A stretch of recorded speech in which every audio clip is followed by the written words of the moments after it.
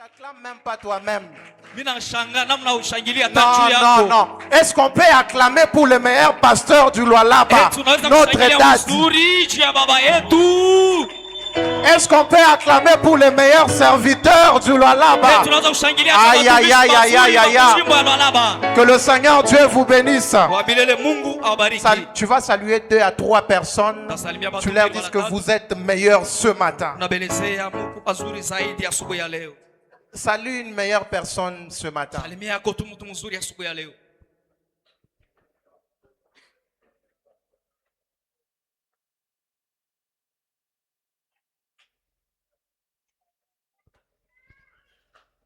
Que le Seigneur Dieu nous bénisse. Et nous allons ouvrir nos Bibles, nous allons lire un seul verset et le reste des versets, on va commencer à nous afficher.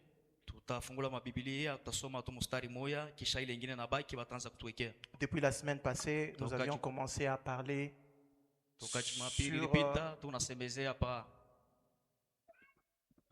la source de la croissance d'un disciple. La lumière, la source de la croissance d'un disciple. Et nous avions parlé, nous avons défini la lumière.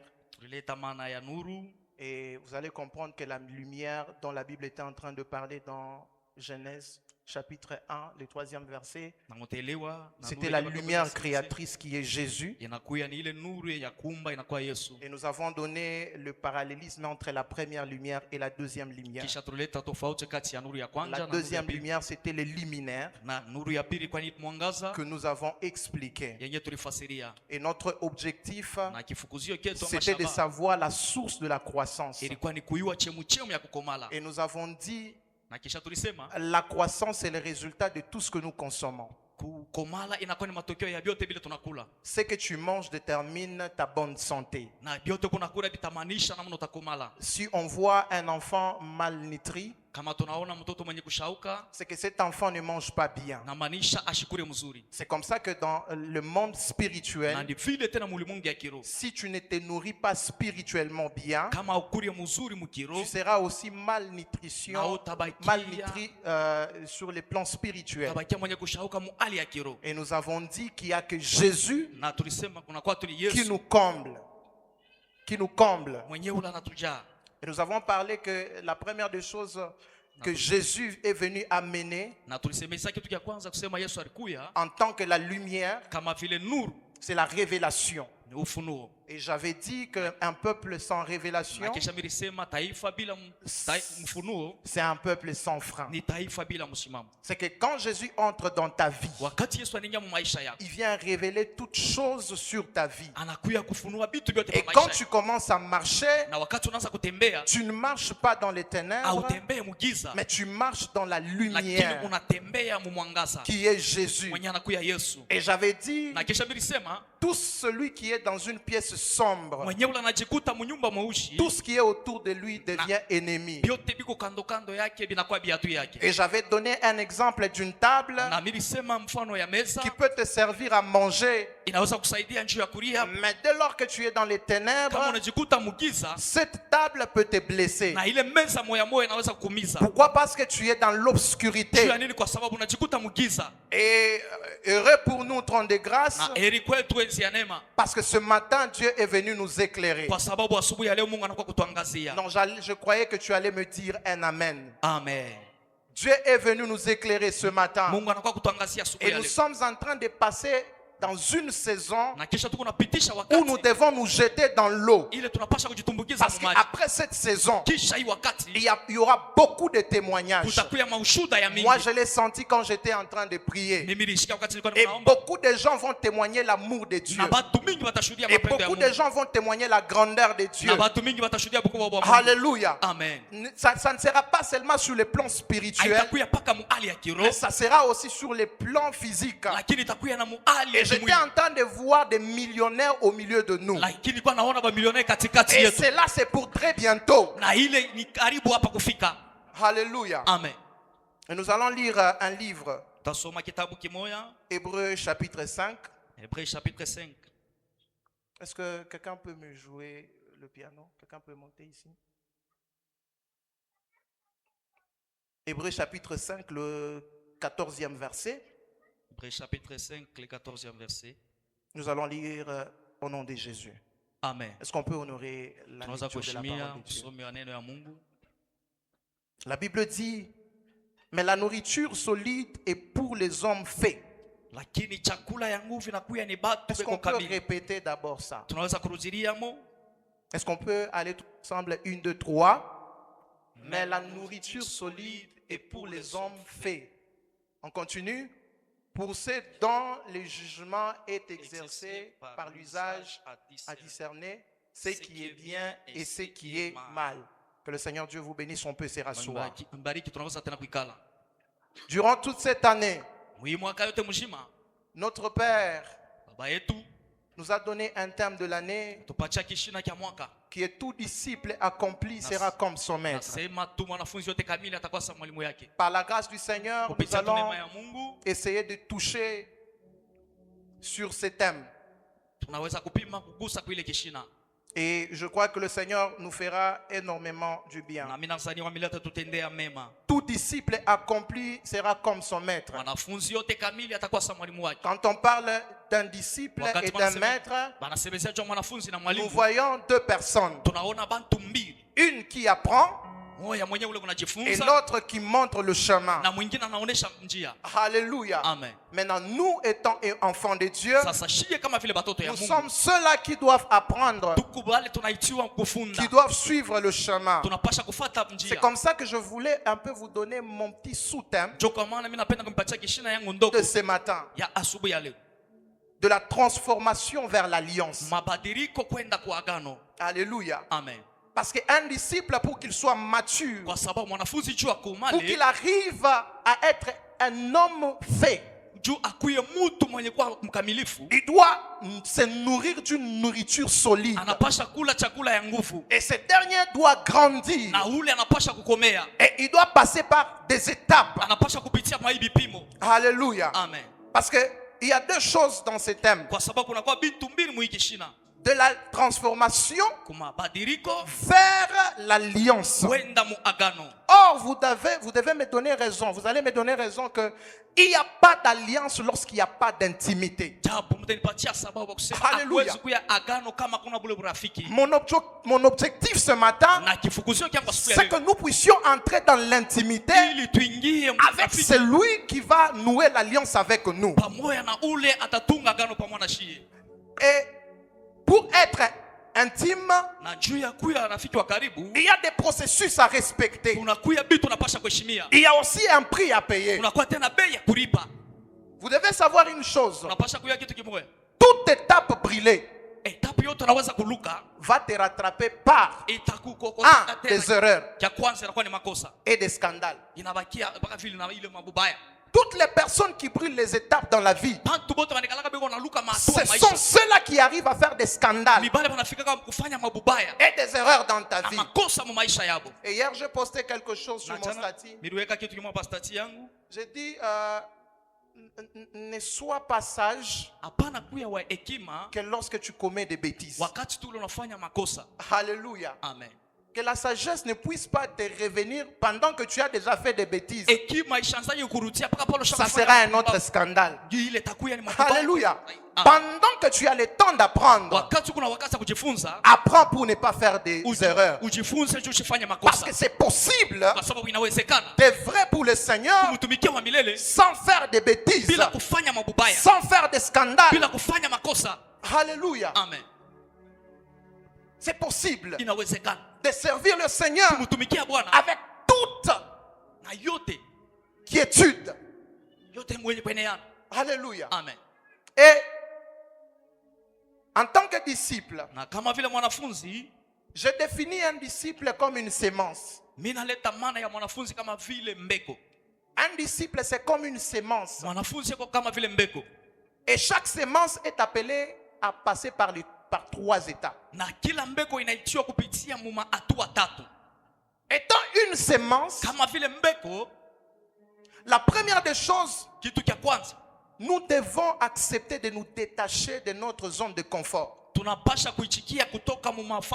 Là, je parle aux disciples qui veulent être des disciples accomplis. Parce que pour qu'une semence arrive à produire, elle doit accepter à se détacher de sa zone de confort. Vous pouvez voir le maïs. Pour qu'un maïs puisse produire, vous devez la détacher. Cette semence-là, vous devez la détacher des autres maïs. C'est l'étape de la disparition. Et il y a celui qui place la semence. Dans cette étape de la disparition, tu te rendras compte que les hommes, peut-être ils ne peuvent pas voir ton existence.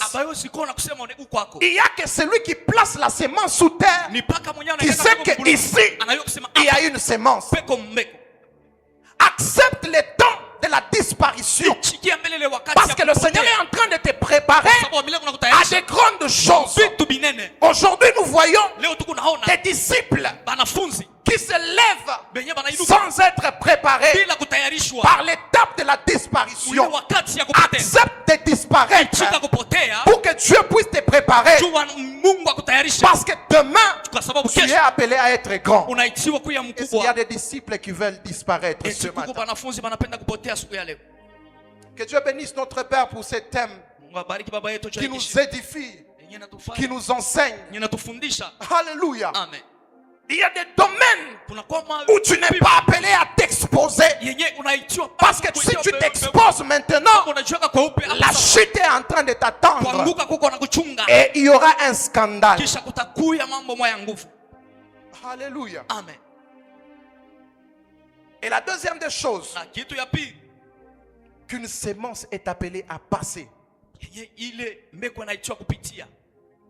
c'est l'étape de la pourriture. Cette étape est très compliquée. Écoutez ce que la Bible dit dans Jean 12, 24. En vérité, je vous le dis, si les grains de blé qui est tombé en terre meurt, il reste seul. Mais s'il meurt, il porte beaucoup de fruits. Bien-aimés, nous devons accepter de mourir. Nous devons accepter de mourir. Parce que nous sommes appelés à produire un jour. Un jour, les disciples étaient en train de suivre Jésus. Non, je ne parle pas des disciples, les femmes qui suivaient Jésus. Jésus avait déjà porté sa croix. Et les femmes et tout ce qui aimait Jésus étaient en train de le suivre. Et qu'est-ce que Jésus leur a dit? Il dit que celui qui veut me suivre, qu'il se charge de sa croix. Or, la croix était un lieu de pendaison. On mettait les gens de mauvaise vie. Ça veut dire, celui qui veut me suivre, qu'il puisse mettre sa chair à la croix. Et Galates nous parle des œuvres de la chair. Celui qui veut suivre Christ, il doit détruire les passions charnelles, les œuvres de la chair dont la Bible nous parle. Ce sont l'impudicité, l'idolâtrie et les choses semblables. Si nous voulons suivre Christ, si nous voulons produire des fruits, acceptons de mourir. Il y a un certain moment de la vie où quand les gens vont te regarder, ils sentent que tu dégages une mauvaise odeur. C'est l'étape de la pourriture. C'est une étape que le Seigneur est en train de te préparer à la grandeur. Laisse que les gens se moquent de toi. Parce que c'est lui qui t'a placé comme sémence. Lui, il connaît que tu produiras un jour. C'est lui qui t'a placé comme sémence en trône de grâce. Il sait le jour que tu vas aussi exploser. Peut-être tu es dans un département où quand on te regarde, tu n'inspires pas. Tu n'inspires pas. Mais laisse-moi te dire, il y aura un jour, celui qui t'a placé comme une sémence, quand il finira son travail, il va t'exposer. Et si c'est Dieu qui t'expose, il te donne la provision. Mon objectif shaba yangu ce matin asubuhi ya leo n'est pas vos amens. Mais mon objectif lakini shaba yangu et que vous ayez un cœur d'un disciple. Alléluia. Amen. Et tu vivras le rejet. Tu vivras l'abandon des gens. Pendant que tu es en train de te préparer à la grandeur. Peut-être que tu as déposé même des CV. Aujourd'hui, les gens ne voient pas. Quand on regarde ton nom, on fait passer, on appelle que d'autres personnes. Mais les jours de la germination, qui est le troisième point, arrivera, tu produiras aussi des fruits. La germination, c'est l'étape de la production. Trône de grâce. Dieu veut à ce que nous puissions produire. Maintenant, pour produire, nous devons accepter de mourir. Alléluia. L'un des disciples, Jésus leur a dit, celui qui veut hériter les royaumes des cieux, il doit naître de nouveau.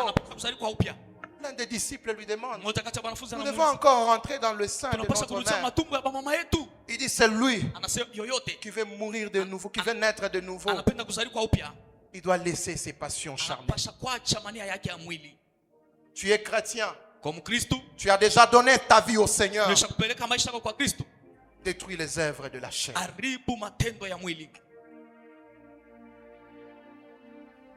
Et la Bible dit, je suis le cep. Vous êtes les sarments. Celui qui demeure en moi et qui je demeure et en qui je demeure porte beaucoup de fruits. Car sans moi, vous ne pouvez rien. Pour porter les fruits, Dieu doit habiter en vous. Or la Bible dit, la lumière et le ténèbre ne cohabiteront jamais ensemble. Pour que Dieu puisse habiter en toi, tu dois accepter de faire disparaître le ténèbre dans ta vie. Les ténèbres, c'est les péchés chéris que tu as. Les ténèbres, c'est les péchés que tu as déjà laissés. Oui, tu as déjà accepté Jésus comme ton Seigneur et ton Sauveur. Mais il y a des choses que tu as déjà gardées, que qu'aucune personne ne peut contrôler. Il n'y a que toi. Beaucoup de chrétiens vivent avec le péché chéri. Mais ils viennent tout le temps à l'église. Dans tous les programmes, ils sont là. Dans tous les programmes, ils sont là. Et si tu veux grandir dans les choses de Dieu, tu dois accepter de souffrir. La Bible dit, celui qui voudra gagner sa vie, il la perdra. Mais celui qui voudra perdre sa vie à cause de moi, il va la retrouver. Et c'est une vérité. Je ne suis pas venu vous oindre, mais je suis venu vous dire une vérité. Et cette vérité changera une personne. Alléluia. Amen. Nous sommes des semences. Et en tant qu'une semence, nous sommes appelés à passer par 4 dimensions de la transformation. Un chrétien est appelé à passer par 4 dimensions pour atteindre la perfection dans les disciples-là.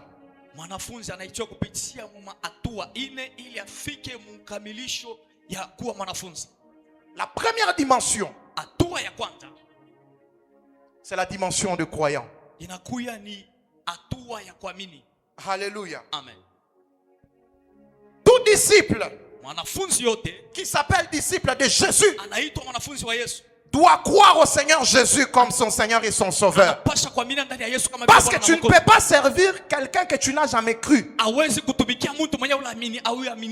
des disciples a posé la question à Jésus, qu'est-ce que nous allons en bénéficier? Mon problème n'est pas là.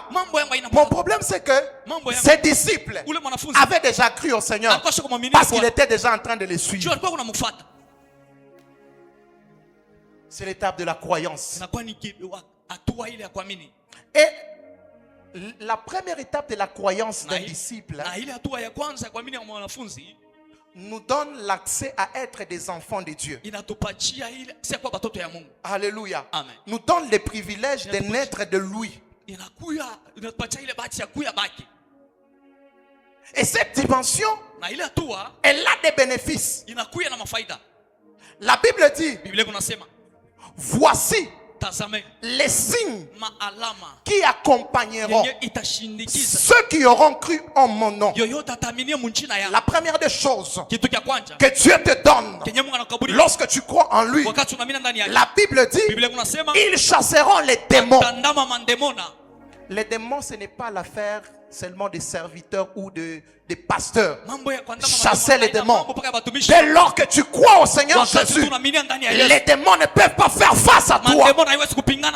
Tu dois les chasser.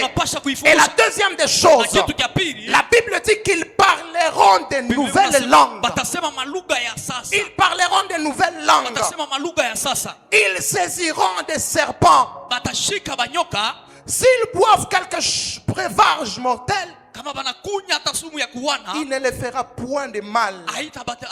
Et la Bible dit, ils imposeront les mains aux malades et ils seront guéris. Ça, c'est le bénéfice que Dieu nous donne en tant que de croyants.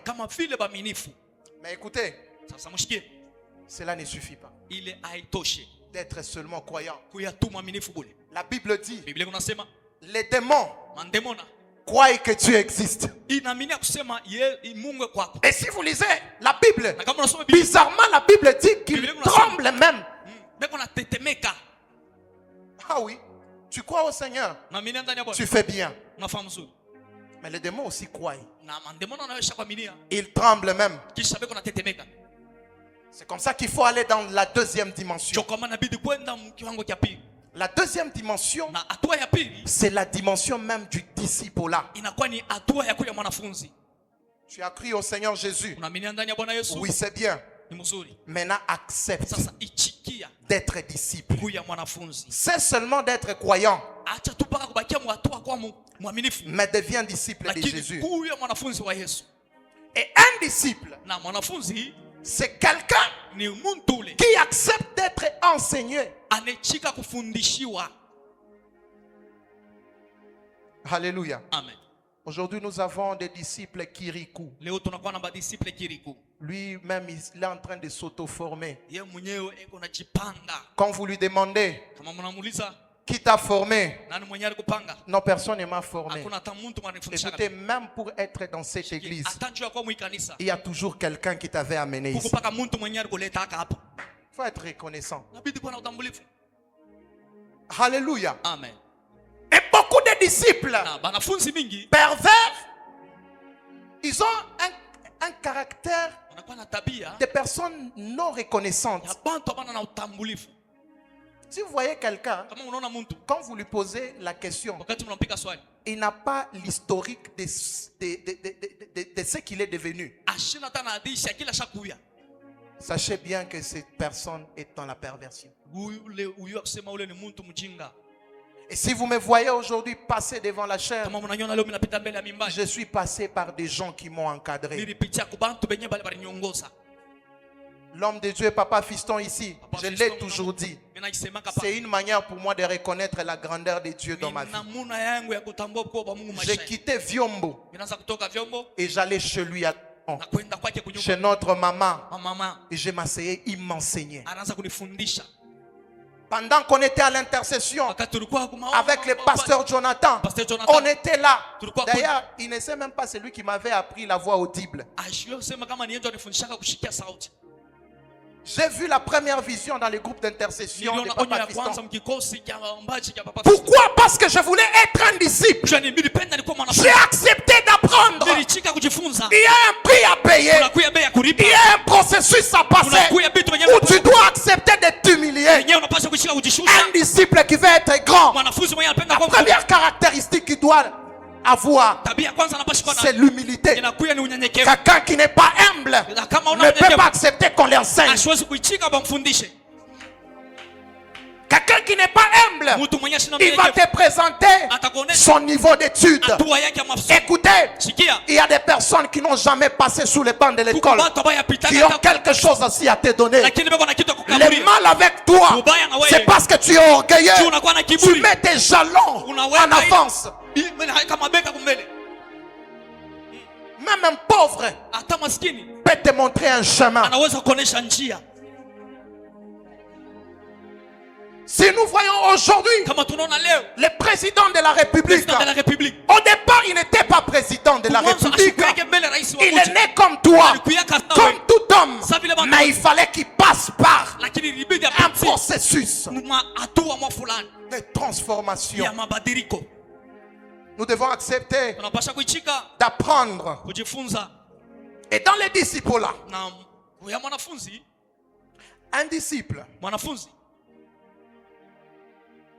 on reconnaît un disciple. Je vais noter. Par discipline chrétienne. Un disciple qui n'est pas discipliné. Excusez cette tautologie. C'est un disciple voué à l'échec. Es-tu discipliné? Es-tu discipliné? Qu'est-ce que tu fais au quotidien? Quand tu te réveilles un matin, es-tu conscient que tu es un disciple? Il y a des choses auxquelles tu dois te séparer en tant qu'un disciple. Un disciple ne peut pas vivre comme tout le monde. Un aigle ne peut pas marcher au milieu des poules. Sinon il oublie qu'il est aigle. Il y a des endroits que tu dois cesser de visiter parce que tu es appelé à être grand. Je me rappelle, moi on m'avait jamais imposé l'habillement. Mais c'est la chose qui était à moi qui m'a imposé. Il y a des endroits où tu dois entrer. Pas avec ton habillement. Pas avec les tenues. Tu veux être grand. Il y a des choses auxquelles tu dois te séparer pour accéder à la grandeur.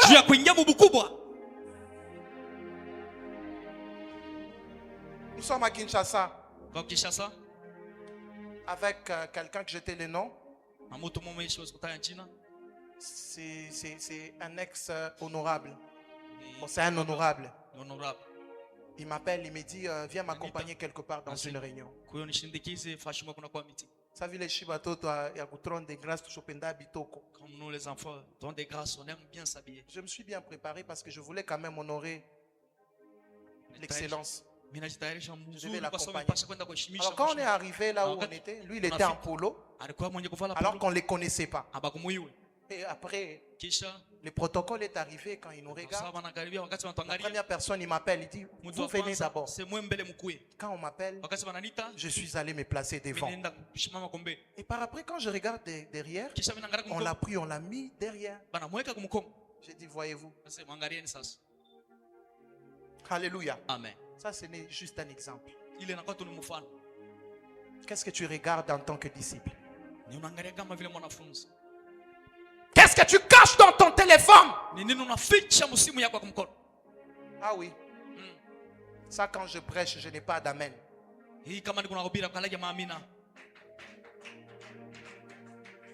Quand tu passes sur TikTok, tu t'arrêtes à quoi pour regarder? Quelle musique que tu écoutes en tant que disciple? Et tu veux nous prêcher avec onction. L'onction avec fait. Ah oui. Nous avons un Dieu des principes. Dieu respecte les principes. S'il y a quelque chose auquel Dieu est faible, c'est le principe de sa parole. Et la Bible dit qu'il reste derrière ses paroles pour les accomplir. Et quand on parle de ce genre de versets, on voit que des bonnes choses N'est-ce pas, c'est Dieu qui nous a dit de laisser l'impudicité. Mais toi, tu es impudique. Mais tu veux prêcher avec onction. Tu veux chanter avec onction. Tu veux exercer avec onction.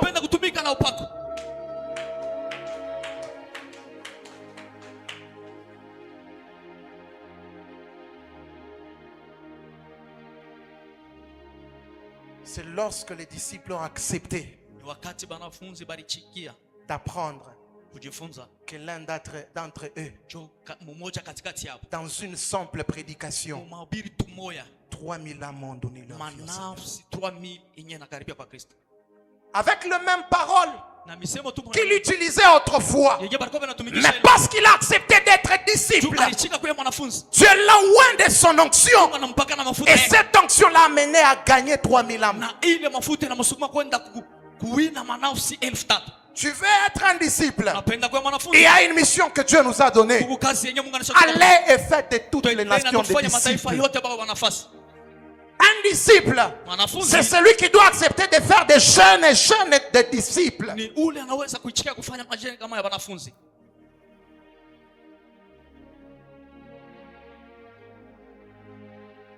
Et un disciple doit accepter les renoncements. Écoutez ce que la Bible dit dans Luc 14:33. Et ainsi donc, quiconque d'entre vous ne renonce pas à tout ce qu'il possède, la Bible dit quoi? Il ne peut être mon disciple. Pour être disciple,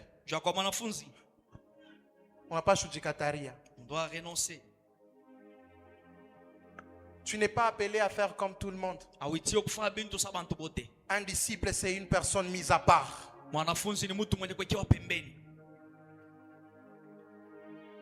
Quand tu es au boulot, es-tu une personne mise à part?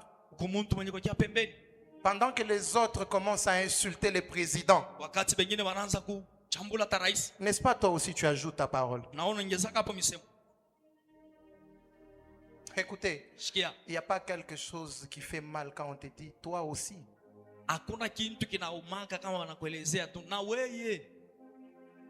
Unapalo nasemaka. Va quand tu parles. Bantu banakuiwaka. Les gens te connaissent bien. Que we, et toi, tu es chrétien. Un jour, on va te dire. Toi aussi.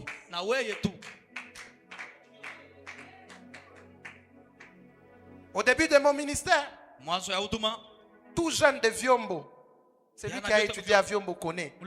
À Viombo, on aimait du désordre. Et bizarrement, j'étais la personne la plus semeur de troubles. Dans le calme, hein? Un jour, je suis arrivé à l'université. J'avais fait ma toute première chanson. J'étais inconscient. La chanson a commencé à chanter dans les maisons des gens sur Alpha Djiri. Mais un jour, on devait revendiquer le Minerval, donc les postes du Minerval à l'université. Et j'étais au milieu de la foule en train de chanter. On était en train de chanter. Je n'avais pas péché quand même. On chantait. Mais l'une des choses que j'ai remarqué, tous on était en train de courir. Mais les gens me regardaient. Ah, frère Mondela, toi aussi. J'ai couru et puis après, j'ai commencé à ralentir. Je vois une autre personne. Ah, frère Mondela, toi aussi. J'ai dit, ah ok. C'est que je ne suis pas appelé à faire ça. Il y a des choses que tu dois abandonner. Il y a des endroits que tu dois fuir. Vous savez qu'il y a certaines choses. Pour d'autres personnes, ce n'est pas un péché. Mais pour toi, parce que tu es mis à part, c'est un péché. Et Dieu va te punir au travers de ça.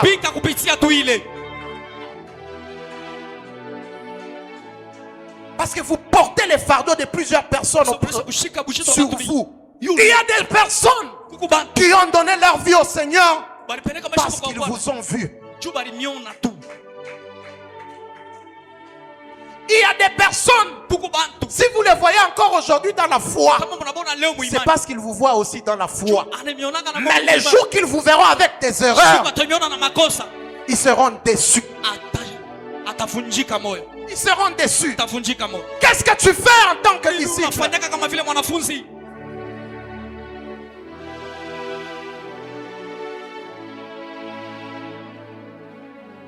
Et Jésus a besoin de nous.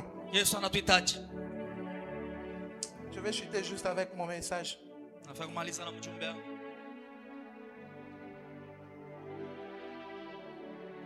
Et l'autre dimension,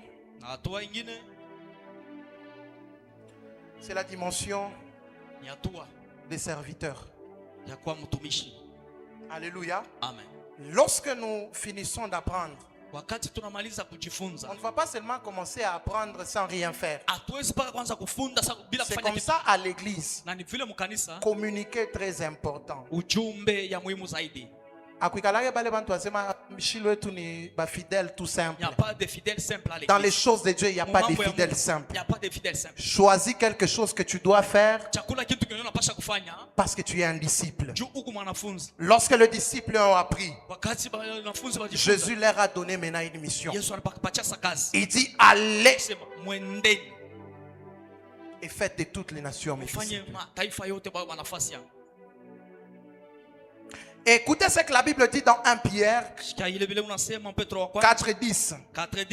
Comme des bons dispensateurs de diverses grâces de Dieu, que chacun de vous mette au service des autres les dons qu'il a reçus de Dieu. Je vais poser une question. Qui n'a pas reçu quelque chose de la part du Seigneur? Ah, ok. C'est que nous sommes appelés à mettre au service des autres les dons que nous avons reçus de la part du Seigneur. Fini les chrétiens des dimanches qui viennent seulement s'asseoir et écouter, après ils partent. Alléluia. Amen. Et dans les services, là aussi il y a à boire et à manger.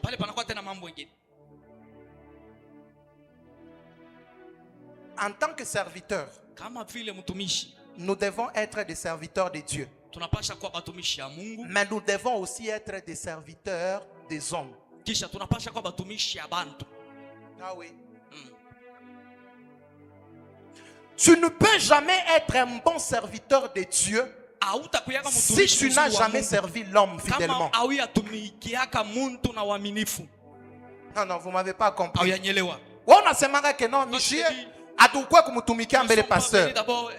Je turukwa kumutumikia Mungu. Josué. Il était serviteur de qui? De Moïse. Hein? C'est Moïse qui a amené les enfants d'Israël dans la terre promise. Parce que Josué a servi Moïse fidèlement. Muswahili ya bien. Josué alikuya boy wa Moïse. Yes. Si tu n'acceptes pas de servir ton semblable que tu vois avec les yeux, que Dieu de Dieu que tu n'as jamais vu, hypocrite,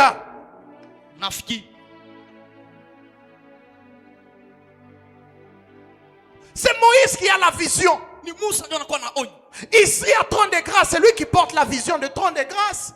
Ici chez nous à Kolwezi, quartier latin, c'est le pasteur Jonathan. C'est qu'il peut nous donner une direction. Même si tu n'aimes pas, tu dois suivre. Alléluia. Amen. Les disciples d'aujourd'hui aiment faire les choses qu'ils veulent.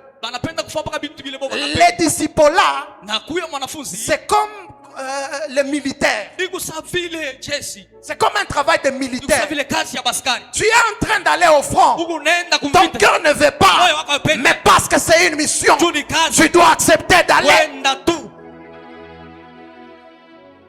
Il y a certaines certaines choses qui ne demandent pas notre accord, qui ne demandent pas notre volonté, parce que nous sommes appelés à servir. Nous devons suivre, même si le chemin a des épines. C'est celui qui a la vision, qui sait que devant ici, il y a quelque chose de bon. Il y a quelque chose de bon. Des fois, tu refuses d'emprunter un chemin parce que tu n'es pas un bon disciple.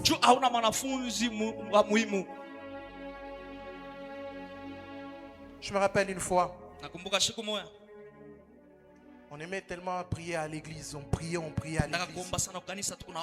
On a trouvé un prophète qui est venu au milieu de la nuit. Sortez dehors. Et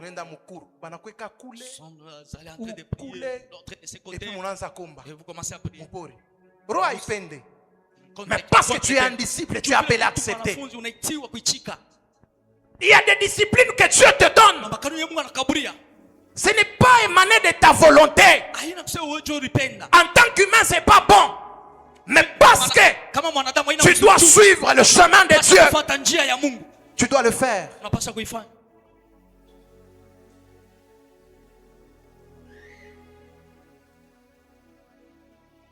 J'aime ces calmes quand j'enseigne. J'aimerais que tu poses la question à ton voisin. Tu veux être un disciple? Paye un prix. Non, tout quand même. Umulise tout. Maman, baba, tu veux être un disciple? Paye un prix. Le ministère n'est pas facile. Je me rappelle Papa Gédéon, que Dieu le bénisse là où il est. Lui il nous prenait, hein. C'est vrai comme ça le matin. Viens me voir à la maison. Mène-moi quelque part. Moi je croyais que peut-être tout n'est pas combien même. Vous allez prier. Vous êtes à la montagne. Il y a un coach. Lui en veste. Toi avec un t-shirt. Vous être à la montagne. Ça vit la ranza pour te diriger. Tu dois prier quand même. Et là, à la montagne, là, comment devons remercier Dieu? Papa, kuku kumushukuru, kuna kumushukuru Mungu. Mupaka Yesu. Mimi kumshukuru Mungu, mimi najaziwa mu 30 minutes. Et puis mimi naisha mimi naanza kumwangara. Mimi namchukia mesa. Shabikate, eko paka Yesu. Yesu. Mimi nakubariki. De 21h à 1h.